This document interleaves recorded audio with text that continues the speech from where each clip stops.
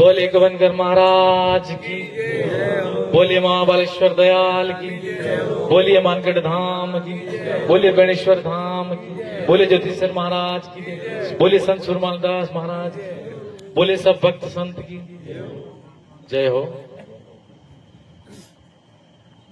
आबा की पवित्र धरती को सबसे पहले नमन।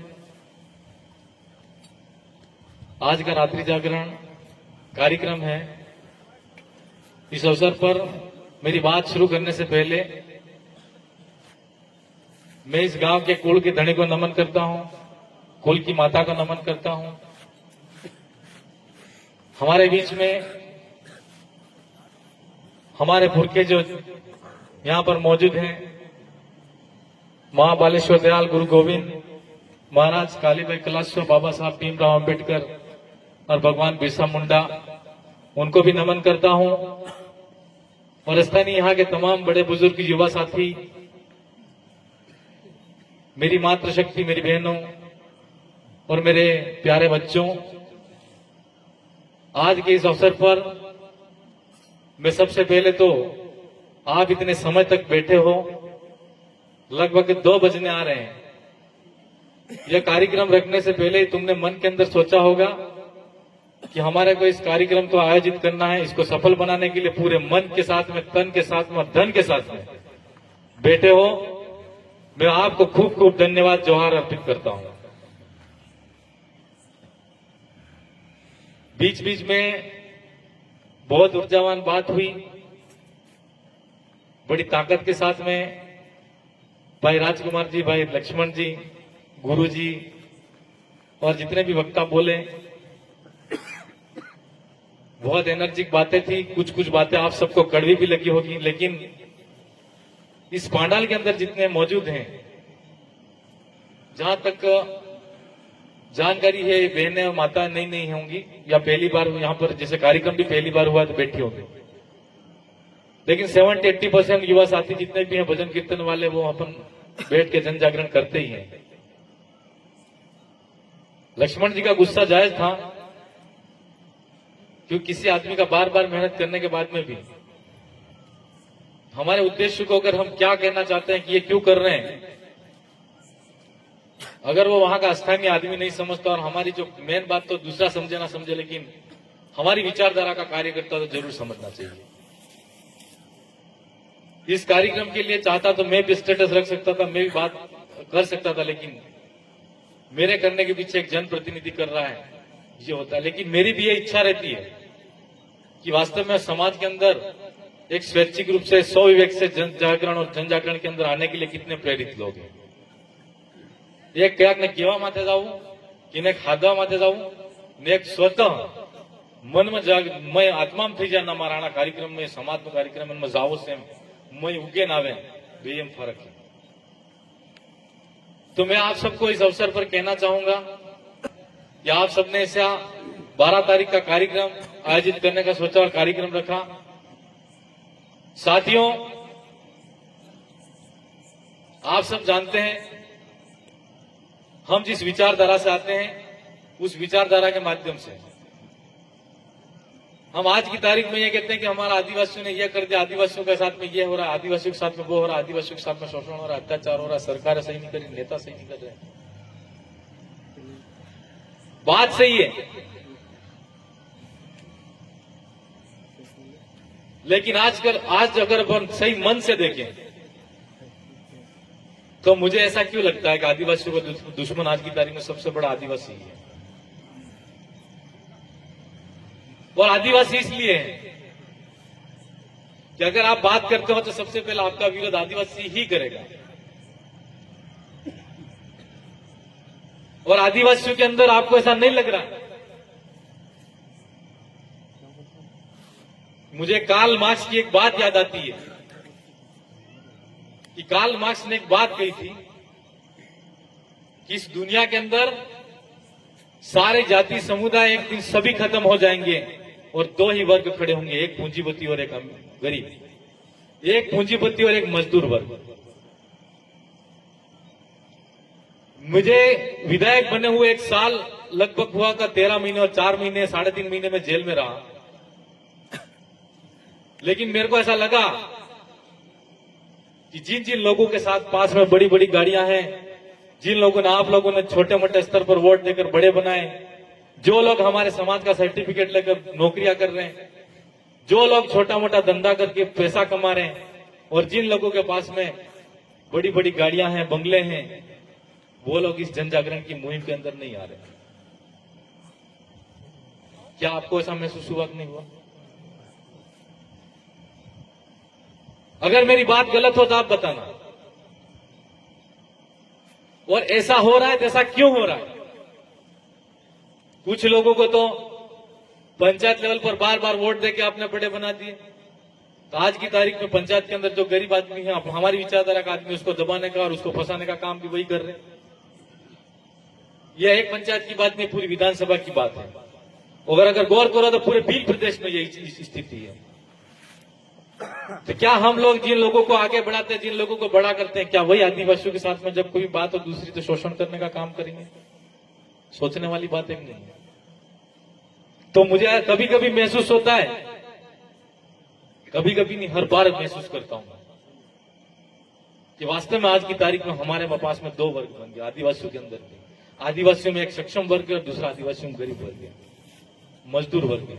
और जो विचारधारा को दिन रात लेके घूमते हैं, मैं ईमानदारी से कहूंगा, कभी कभी जिन व्यक्तियों के पास में 100-200 रुपए भी नहीं होते, किसी से मांग के लाते, वो इस समाज की विचारधारा और राष्ट्रीय जन जागरण के अंदर दौड़ दौड़ के आते। और जिनके पास 2 रुपया कमाने का है, 2 पैसा है, समाज के लिए नाम पर नौकरी कर रहे हैं, उन लोगों को यहां पर जन जागरण के अंदर आने का समय भी नहीं है और ना ही समाज से कोई लेना देना है। हमारे अंदर भी 2 वर्ग हो गए। ये शुरुआत है। अभी तो हम लोग, जब तक आप हम गरीब रहेंगे, हमारे पास में हम लड़े से नहीं हो सकते तब तक, और हम जब उनका कंपटीशन करने लायक हो जाएंगे, उनके समानांतर खड़े हो जाएंगे, उस समय वो लोग हमारा शोषण करना शुरू करेंगे। और आदिवासियों का दुश्मन आदिवासी क्यों है? आदिवासी का दुश्मन आदिवासी इसलिए है क्योंकि आदिवासी का आपने एक एमएलए बनाया, एक एमपी बनाया, और इस विधानसभा के अंदर एमएलए, लेकिन विधानसभा पूरे स्टेट के अंदर 4 एमएलए। आज आदिवासियों के नीचे के जो वर्ग हैं, जिनको सदियों से सत्ता आपने सौंप रखी थी वोट देकर, वो आदिवासियों के असली दुश्मन वो भी बन बैठे। क्योंकि गरीब वर्ग ने अंधा बन के इसी गोविंद गुरु का नाम लेकर, इन्हीं महाबालेश्वर दयाल का नाम लेकर, इन्हीं का सहारा लेकर, इसी की भक्ति को सहारा बनाकर, हमारी रूढ़ी और परंपराओं के साथ में चलकर उन लोगों ने हमारे साथ में छल किया, कपट किया और हमारे वोटों को लेकर उन्होंने शासन किया, लेकिन कभी अधिकारों की बात नहीं की। आज अधिकारों की बात हमको करते हैं तो उनको दुख होता है। उनको इसलिए दुख होता है कि उनके नेता ने उनको बताया नहीं। ये हमारे संवैधानिक अधिकार है। वो अंधेरे में थे तो वो अंधेरे में ही चलते रहे। और आज जितने भी गरीब हैं, चाहे जो भी पैसे वाले लोग हैं, प्रत्यक्ष अप्रत्यक्ष रूप से हमारे साथ में खड़े हैं, लेकिन खुलकर हमारे साथ में नहीं आ रहे हैं। जब तक हमें सत्ता का एक तरफा हमारा कब्जा नहीं होगा, तब तक वो खुल के नहीं आएंगे। और ये आज मुझे काल मास की बात इसलिए भी कहनी पड़ी क्योंकि लक्ष्मण जी ने बड़े दर्द के साथ में जो बात की थी, उनके पास में जो पीड़ा थी उसने आपने एक तरफा ही समझी होगी। मैं कभी कभी बोलते हैं मुझे कि मेरे पास में ये नहीं है, हम ऐसी स्थिति के अंदर जा रहे आ रहे हैं। मैं पहले विधायक नहीं बना, उससे पहले जब पहली बार इनके घर पे गया तो मैं कुछ सोच में पड़ गया, यार ये आदमी कैसे दिन रात समाज के लिए घूमता होगा, दौड़ता होगा। और जिस गांव के अंदर इन्होंने भजन किया मुझे अच्छे से याद है, उसी गांव की चौखट के अंदर जाके ये कलड़ी में फरे फरी जाए वो वाला भजन गीत गाया था। तो आदमी की पीड़ा होती है, कभी उसको चैन से सोने नहीं देते। आज जो लोग समाज की पीड़ा लेकर यहाँ बैठे हैं, उनके अंदर वाकई में समाज का दर्द है, समाज को जागाने की इच्छा है और समाज के लिए लड़ने की इच्छा है, समाज के लिए भिड़ने की इच्छा है, इसीलिए यहां पर बैठे हैं। और अगर जो लोग समाज के लिए नहीं लड़ सकते, नहीं भिड़ सकते, कभी भी ऐसा मत सोचना, अगर ऐसा ही होता तो बिरसा मुंडा जैसा महान वीर हमारे बीच में नहीं होते। ऐसा ही होता था, जितने ऐसी समुदाय के सोए समाज के लिए बाबा साहब भीमराव अंबेडकर जैसा आदमी संविधान नहीं लिखता। और हमारे लिए बंजारा समुदाय से गोविंद गुरु महाराज जैसे और महाबालेश्वर दयाल जैसे गुरु नहीं होते। इसलिए लड़ने वाले लोग कभी कम नहीं होते हैं। और जितने भी यहाँ पर लोग बैठे हैं, मैं तो समाज के लिए लड़ने वाले हर आदमी को अपना गुरु मानता हूं। कोई छोटी बात नहीं है। क्यों कि पैसे के अभाव में भी अगर लड़ता है आदमी, और ये लड़ने का ही युग है, जो लड़ेगा नहीं, जो संघर्ष नहीं करेगा, वो व्यक्ति खत्म हो जाएगा। आज हमारे बीच में हम कहते हैं सामाजिक रूप से हम जन जागरण के माध्यम से संगठित हो गए, अच्छी बात है। राजनीतिक रूप से आपने एक एमएलए बना दिया, अच्छी बात है। एक एमएलए बना दिया और एक एमपी बना दिया, अच्छी बात है। और राजस्थान की विधानसभा में देखते हैं 4 एमएलए बना दिए हमने, अच्छी बात है। विधानसभा की जनसंख्या देखो 2,64,000, 2,84,000 लगभग होगी। एक एमएलए 96 सरपंच बनेंगे, 3 पंचायत समिति के 3 प्रधान बनेंगे। जनसंख्या कितनी है? 2,64,000 या 84,000 के लगभग है। बढ़ गई होगी, अब तो 3 लाख हो गई होगी। नई जनसंख्या भी, नई वोटर लिस्ट बनाएंगे तो उससे सब कुछ हो जाएगा? नहीं होगा। क्यों नहीं होगा? क्योंकि हम लोगों को राजनीतिक रूप से हमने हमारी मजबूत दीवार खड़ी कर दी। निश्चित बात है कि हमारे सरकार प्रशासन हमारी बात सुनती है, हमारी बात मानती है, और आप पे कोई खतरा आता है, कोई भी समस्या आती है तो हम आपके साथ में खड़े हैं। लेकिन इसके साथ साथ सामाजिक जन जागरण हमारा हो गया है, राजनीतिक रूप से हम जीत चुके हैं।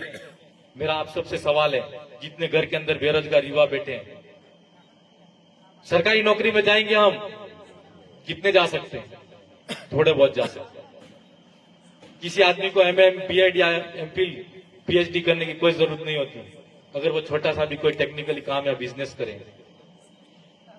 एक दुकान चलाएगा, उसको कभी कोई डिग्री की जरूरत नहीं होती, ना ही किसी एजुकेशन की जरूरत होती। लेकिन हम करना कहां चाहते हैं? नहीं करना चाहते हैं। क्या सामाजिक जनजागरण से और राजनीतिक एकीकरण से और राजनीतिक हमारी जीत की बदौलत सब कुछ संभव है? नहीं संभव है। हमको आर्थिक रूप से भी जीतना है और शैक्षिक रूप से भी जीतना है। और आर्थिक रूप से अगर समाज मजबूत होगा, शैक्षिक रूप से भी हम स्वतः ही मजबूत हो जाएंगे। तो जो भाई पढ़ने वाले हैं, उनको आज रात की भजन मंडली एक आध ब्लॉक स्तर पे होता, आ जाओ, कोई बात नहीं, अच्छी बातें सुनने मिल जाएगी और कुछ बातें जीवन के अंदर उतार लोगे आप, तो जीवन सफल हो जाएगा। लेकिन बाकी का समय रातों में जगाना है, रातों को जगना है, लेकिन कलम और किताब हाथ में लेके जगना है। तब जाकर हमारे माता पिता और घर परिवार का नाम रोशन होगा। जगोगे कि नहीं जगोगे? जितने कॉलेज में पढ़ने वाले उनसे मेरा कहना है, और छोटे बच्चे उनसे भी कहना है, अगर ये संभव नहीं है, ये नहीं कर सकते, तो हम कभी सफल नहीं हो सकते। क्यों कि जिस समाज के पास में अगर शैक्षिक रूप से मजबूत नहीं होंगे, आर्थिक रूप से मजबूत नहीं होंगे, तो वो लड़ाई लंबे समय तक नहीं लड़ सकते। लंबे समय तक लड़ाई नहीं लड़ सकते। लड़ने के लिए आर्थिक रूप से और शैक्षिक रूप से मजबूत होना चाहिए। आज हम सामाजिक रूप से और राजनीतिक रूप से और वैचारिक रूप से मजबूत हैं। हमारी वैचारिक रूप से मजबूत है तो हमको हमारा वैचारिक एकीकरण के अंदर एक ये सबसे बड़ा अहम मुद्दे 2 भी डालने पड़ेंगे। छोटे छोटे भाई हैं, उनसे भी कहना है कि पढ़ाई पर ज्यादा ध्यान देना, और कोई युवा बेरोजगार बीए बीएडधारी हैं, छोटे मोटे बिजनेस की तरफ आप रुख करो। और ये पावर प्लांट की बात आई थी, पावर प्लांट के लिए हम लड़ाई लड़ी, हम आंदोलन किया, हम गए वहां पर। रात की जब 12-1 बजी तो मुश्किल से उस गांव के 10 व्यक्ति भी नहीं थे, और 50 व्यक्ति होंगे जिला कलेक्टर के आगे, और बाकी सब जितने भी जो भी साथी अपना अपना सोता 1 मिनट 12 बजे का कार्यक्रम शुरू हुआ, रात की 12 बजे खत्म हो गया। 12 घंटे के प्रोग्राम के अंदर हम लोगों ने आत्मसमर्पण कर दिया। वो तो गनीमत समझो कि इतने 40 आदमियों की बदौलत भी सरकार ने, कुछ प्रशासन ने हमारी बात को सुना। क्या यहाँ पर वहां पर जितने एनपीसीएल के अंदर विस्थापित लोग हैं, 1761 लोग, उन लोगों के परिवार को नौकरी मिलेगी। 1761 परिवार को नौकरी मिलेगी, ये प्रशासन ने कहा। लेकिन विधानसभा के अंदर जब ये एनपीसीएल शुरू भी नहीं हुआ, उससे पहले मैंने खुद ने प्रश्न लगाया, तो पत्रिका के अंदर भी आया था ये, स्थानीय व्यक्ति को नौकरी का कोई प्रावधान है, तो स्पष्ट लिख के दिया, स्थानीय व्यक्ति को कोई नौकरी का प्रावधान नहीं है। हमारे लोग लड़ना भी चाहते हैं, कब तक? 6 घंटे, 12 घंटे, 1 दिन, 2 दिन, इससे ज्यादा हम लड़ने की कैपेसिटी हमारे अंदर नहीं है। रणनीति के तहत लड़ना पड़ेगा। खाली हम ये ढोल बजा लिए, भजन कर लिया, कीर्तन कर लिया, हो गया। अगर हम बैठे हैं, या कोई भी नेता जनता के भरोसे धरने पर बैठता है, उसके पास में अगर जनता नहीं हो, लड़ने वाले लोग नहीं हो, भिड़ने वाले लोग नहीं हो, आजू बाजू नहीं हो, तो प्रशासन का दबाव बनेगा? नहीं बनेगा। प्रशासन भी समझ जाता है कि ये सुबह तक तो 2 बचेंगे या 5 बचेंगे, और 5 बचे तो उस नेता की भी कोई इज्जत नहीं रहती। ये बात इसलिए कह रहा हूं कि हम भले ही बहुत हर रूप से सक्षम हैं। आज की तारीख में मानता हूं मैं, ब्लॉक स्तर पर अगर हम कोई कार्यक्रम करें तो कर सकते हैं। भाई राजकुमार जी की एक बात मुझे अच्छी लगी, यहां पर जो दारू की और डीजे की बात कर रहा हूं, बंद होना चाहिए। ये पीछे बैठती मेरी माता बहन, कल ही जाके सिर्फ इतनी धरना दे दो, परसों अगर मैं ताले नहीं लगा तो मेरा नाम पलट के रख देना, लेकिन लड़ना आप चाहिए। मैं जनता की आवाज बनना चाहता हूं। मेरी माता बहन अगर जाके खड़ी होनी चाहिए वहां पर, सिर्फ इतनी जाके दे दे आना कल ज्ञापन, परसों के दिन में बंद करा दूंगा, इतनी गारंटी मेरी। हर जनप्रतिनिधि क्या चाहता है, एक बार जनता की आवाज। आज अगर मैं कोई काम करूंगा, ये लोग सीधा सीधा मेरे पे आरोप लगाएंगे और मेरे पे ही सीधा ठीकरा फोड़ेंगे। और अगर इनकी बंद होगी दुकानें तो कुछ घर अपने भी तो जलेंगे। गेरों के घर के अंदर आग लगाना चाहेंगे तो अपने भी तो है लोग, कुछ है कि नहीं है? तो होगा तो सबके साथ होगा। और ये आवाज पुरुषों से ज्यादा महिलाओं को उठानी चाहिए। और इतने पुरुष है, उनमें से भी कह रहा हूं, इतने पुरुष है उनमें से भी प्रत्येक व्यक्ति अगर अपनी खुद की महिला या खुद की बहन को बेच दो गए, और 2 या 5 दिन के अंदर ये 3 ब्लॉकों के अंदर होना चाहिए। और 3 ब्लॉकों के अंदर अगर ये धरना हो गया तो दूसरी किसी भी विधानसभा में चलना हो तो चलेगा, लेकिन अपनी विधानसभा के अंदर बंद हो जाएगा, इसकी गारंटी अपनी है। लेकिन कब संभव है? आप लग जाओगे तब, ये जितने भाई बैठे हैं तब वो अपने अपने घर के से एक महिला को भेजे तब। और ये लड़ाई किसी व्यक्ति को लड़ने की जरूरत नहीं, महिलाओं को ही आगे करके लड़नी चाहिए, ऐसा मेरा व्यक्तिगत सुझाव है। कालीबाई कलाशवा का नाम हम देखते हैं, पढ़ते हैं। ये भाई कह रहे थे वसुनिया जी कि हर महिला को घर से निकलना पड़ेगा, महाबालेश्वर दयाल और गुरु गोविंद के पद चिन्हों गोविंद गुरु बनना पड़ेगा। दूर की बात है, हम उनके पद चिन्हों पर एक व्यक्ति उनके पद चिन्हों पर एक बचा हुए रास्ते पर हम एक मार्ग पर भी नहीं चल रहे, एक मार्ग पर भी नहीं चल रहे। और कालीबाई कलाशवा के उस जमाने के अंदर अंग्रेजी हुकूमत के सामने लड़ी थी। आज आजाद देश के अंदर, लोकतांत्रिक व्यवस्था के अंदर, आजाद भारत के अंदर हमारी बहन बेटी से कलम और किताब लेकर अगर स्कूल तक जाती है तो स्कूल पहुंच रही कि नहीं पहुंच रही उसका भी पता नहीं है। उस जमाने के अंदर तो इसके पास में तो हाशिया था, दातेड़ा था। ये वास्तविक बात है। और आज के युग के अंदर मेरी माताओं बहनों से भी मेरा कहना है कि आपको दातेड़ा लेके किसी गर्दन काटने की जरूरत नहीं। आपको लड़ाई लड़नी है तो हाथ में किताब और कलम लेके सही समय पर स्कूल जाओ, बस। इसमें हमारी आधी लड़ाई तो हम जीत जाएंगे। और भाई का किसी का गुस्सा आता है तो कभी कभी इसलिए भी आता है कि क्या हम हमारे समाज का जन जागरण कर रहे हैं, तो सही काम कर रहे हैं, सही काम कर रहे हैं तो नहीं कर रहे हैं, और नहीं कर रहे हैं तो ये लोग कहां पर हैं, ये भी मन के अंदर चिंता होती है। आधुनिकता के युग के अंदर हमको हर व्यक्ति को टेक्निकली रूप से मजबूत होना, मजबूती के साथ में आगे बढ़ना है। सिकंदर भारत आया था यूं कहते हैं, तो यहां पर भारत का राजा पोरस हुआ करता था। और सिकंदर जब यहां पर आया खाली हाथ आया था, कुछ लेके नहीं आया था। लेकिन सिकंदर के पास में लड़ने के लिए बंदूकें थी, बंदूकों के साथ में घोड़ों की फौज थी। और पोरस के पास साथ में वो मन मस्त राजा था, उसके पास में भारत के राजा के पास में क्या था, हाथियों की फौज थी। वो इस गुमान के अंदर रह गया हाथी ज्यादा बलवान होता है। और सिकंदर जब आया तो सरफराट तेज तर्रार निकलता हुआ गया और उसकी पूरी फौज को खत्म करके पूरे देश पर राज कर दिया। सिकंदर इसलिए जीता कि घोड़ों के अंदर रफ्तार होती, और पोरस इसलिए हारा कि उसके पास में हाथियों की फौज थी। और हाथियों को मुड़ने में भी देर लगती और दौड़ने में भी दौड़ भी नहीं पाते। तो मेरा आप सबसे कहना है कि आधुनिकता के युग के अंदर हम लोगों को टेक्निकली रूप से मजबूत बनना है, आर्थिक रूप से मजबूत बनना है, शैक्षिक रूप से मजबूत बनना है, और मानसिक रूप से भी मजबूत बनना है। आज का युद्ध हम लोग अगर आप तीर और कमान से लड़ने जाओगे, लठ और हथियार से लड़ने जाओगे, नहीं लड़ पाएंगे। अगर आपके सामने आपको टक्कर देने के लिए सामने वाला बिजनेसमैन खड़ा है और वो पता है आपको किसका ये उद्योग है, उद्योग के माध्यम से उसके पास में बहुत पैसा है, धन है, तो आपको धनवान बनना पड़ेगा। सामने वाला आदमी अगर आपसे ज्यादा दिमाग वाला है, वो ज्यादा मेहनत कर रहा है, ज्यादा पढ़ रहा है, तो आपको फिर उसी कलम और किताब का रास्ता अपनाना पड़ेगा और पढ़ना पड़ेगा। तो फिर ये बात बनेगी। नहीं तो भाई चिल्लाए ऐसे में से रोज चिल्लाएंगे, मैं बोलता जाऊंगा, जन जागरण हो गया। राजनीति की बातें तो मैं बहुत सारी करता हूं, विधानसभा में करने के लिए बहुत समय। मैं कभी सामाजिक मंच में मैंने आज तक राजनीति की बात नहीं की, ना ही करूंगा। जितना भी जो भी करना पड़े, ये सिलेक्शन फलेक्शन वो बात की बातें होता रहेगा। वो सब आपके हाथ में, किसी मेरे हाथ में भी नहीं है। और किसका किस पंचायत के अंदर जो रेशो होगा वो आप सब तय करोगे, आप पे छोड़ रखा है। लेकिन आप स्वविवेक से अपने निर्णय से किस तरीके से किस व्यक्ति को चुनते हो वो आपका डिसीजन है, आपकी आम राय है, वो बात का विषय है। लेकिन राजनीति हमारे समाज का मसला और हमारे समाज के मसले का हल नहीं है, इस बात को मानना पड़ेगा।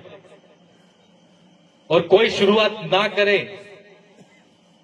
लेकिन एक बात और भी कहूंगा मैं, जितने भी बेरोजगार हैं, मेरी माताएं हैं, युवा भाई हैं, मेरे 3.5 महीने मुझे शायद सोचने का समय मिला होगा। इससे पहले मैंने कभी मेरे जीवन में नहीं सोचा कि मुझे समाज के लिए क्या करना है। वो जरूर सोचा होगा, लेकिन समाज को किस तरीके से कैसे क्या करना है अभी तो मैं सार्वजनिक तौर पर नहीं कहूंगा। लेकिन मेरी एक कोशिश और एक मुहिम रहेगी। और पूरे भील प्रदेश के अंदर आज तक किसी ने मुहिम नहीं छेड़ी है, लेकिन बिजनेस सेक्टर के अंदर हमारी महिलाओं को और हमारे युवाओं को आत्मनिर्भर बनाने के लिए कुछ न कुछ हम छोटे मोटे इस ब्लॉक स्तर पर हमारे से जैसा बन पड़ता है। मेरे कुछ साथियों से मेरी चर्चाएं हुई है और मेरे अंदर रहने के समय के अंदर मैंने कुछ सोचा है। अगर उन सपनों को आप सब लोग मदद करेंगे, निश्चित तौर पर नई उड़ान मिलेगी। और आने वाले समय के अंदर में माताओं बहनों को भी और युवाओं को कुछ न कुछ रोजगार, ऊपर से अलग से रोजगार जैसा कोई न कोई काम हम शुरू करेंगे।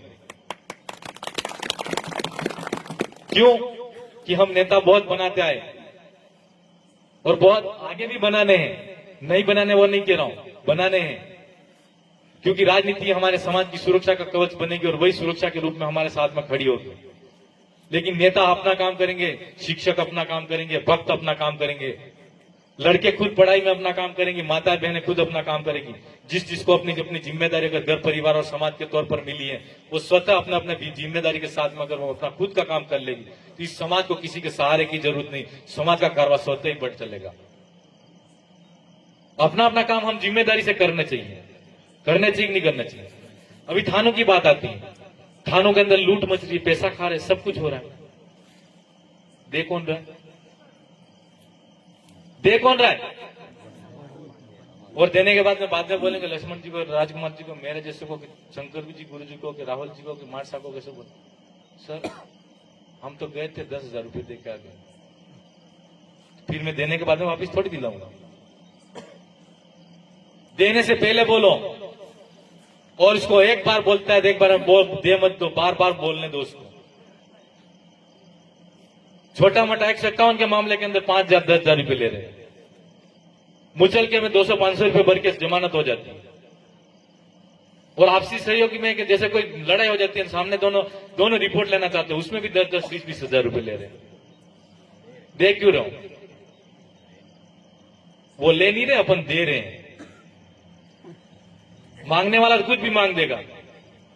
मजबूत बनो, थोड़ा सा डरने की जरूरत नहीं है। क्योंकि पहले भी डरते आए, डर के ही हम लूटते आए। जब तक ये मन का वहम और मन का डर नहीं निकलेगा, तब तक हम लूटने वाले लूटते ही रहेंगे। इसलिए मेरा आप सबसे कहना है कि आप मजबूती के साथ में हमारी बात को कहीं पर भी रखें। और जितना भी आज बातें हुई हैं, कुछ साथियों ने बहुत कड़क बातें कही होगी, कड़क लगी होगी, लेकिन निश्चित तौर पर आपको अच्छी लगे उन बातों को लेके जाना, और कड़वी लगी हो तो यहीं पर छोड़ के बाहर जाना।